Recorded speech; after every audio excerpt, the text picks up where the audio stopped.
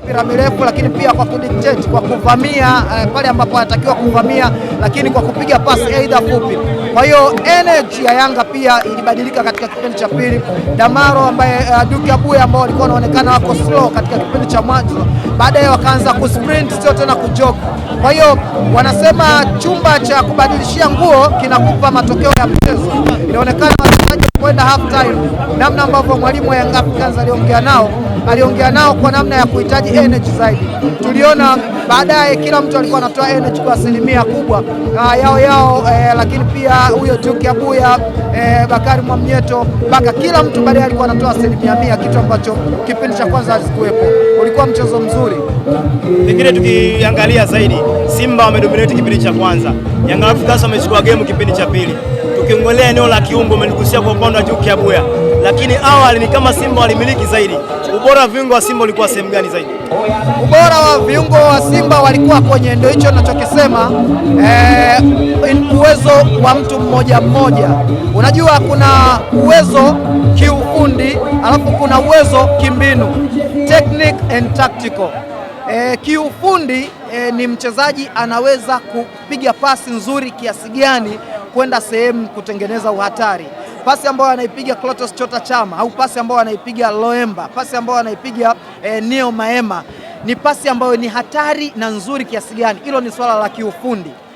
Ndio ambapo Simba Sports Club waliwin sana, kwa maana ya kila mtu ambaye alikuwa kwenye eneo la kiungo wa Simba ana uwezo wa hatari, tofauti na Young Africans walitegemea mbinu sana, yaani kwamba tunazuia labda kwa pamoja tunavyoondoka, labda pasi fupi ambazo mchezaji yote anaweza kupiga, lakini pasi ambayo inaweza kuingia kwa haraka wakati watu hawapo kwenye zoni yao, hiyo ndo ambayo iliamua kwa upande wa Simba Sports Club katika kipindi cha kwanza. Narudi pale, angalia magoli ambayo yamefungwa na Simba Sports Club, ni goli ambalo ni magoli ambayo ni uwezo wa viungo mmoja.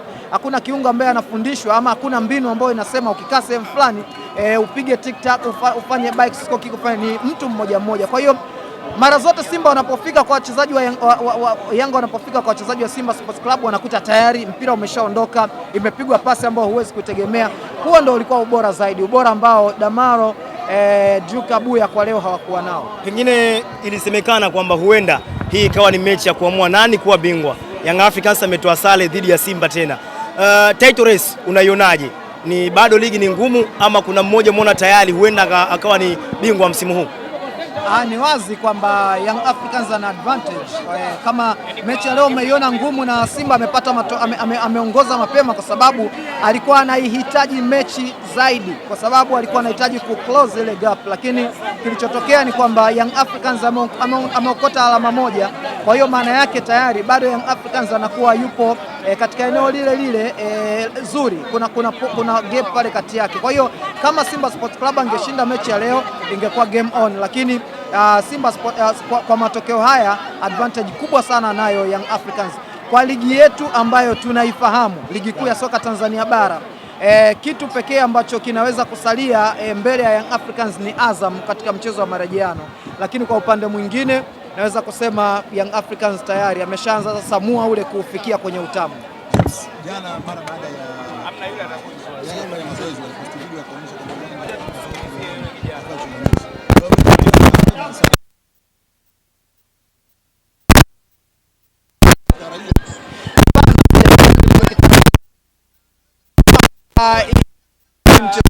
ingekuwa ni mtoto ni mtoto ambaye amedekezwa, amekuwa katika mazingira ya kupewa kila anachohitaji.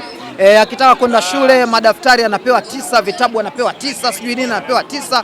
Yani akifanya kitu, akifanya hata kosa wakati mwingine kidogo anapata kafeva fulani. Kwa hiyo kuna muda unafika kama mambo yatawekwa sawa, basi anaamini kwamba kuna haki yake fulani inapotea. Ndicho ambacho kimeonekana jana. Privadinho, lakini pia Walter Harrison, ambacho wamekionyesha kimepingwa na wachezaji wao wenyewe. Wao walikuwa wanaudundisha mpira haudundi, lakini umeona namna ambavyo yao Kwasi alikuwa anaokoa mipira kwa kuinodi na dunda ardhini inaondoka. Bakari Nondo Mwamnyeto, lakini magoli ambayo yamefungwa ni magoli ambayo mipira inadunda inaondoka vizuri.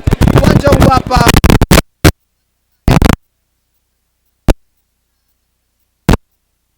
mpira hauwezi kutembea kwa kukwama kwenye maji, umekuwa vizuri kabisa.